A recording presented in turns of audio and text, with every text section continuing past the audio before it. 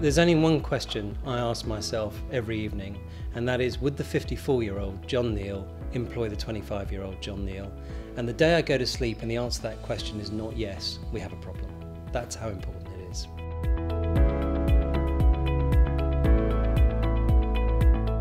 So I think, to give the industry credit, the industry has had inclusion in its broadest sense at the centre of its agenda, I think properly, for 4 or 5 years. I just don't think that's long enough. So even if you look at it in a Lloyd's context, we said very recently that amongst our top 3 priorities would be inclusion. So whatever we've done to date, which I think has been good, it's not enough and we're not moving quickly enough. So I think it should be item 1 on every board agenda, should be the first topic of conversation.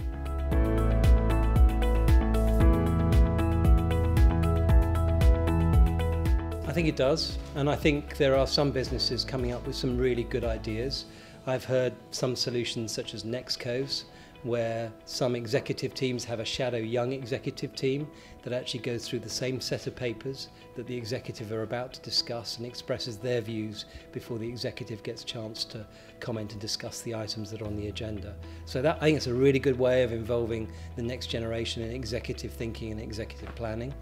I think it's really important as well that we do 2 things, that we sponsor the younger generation. We always talk about coaching and mentoring. I think sponsorship is really important.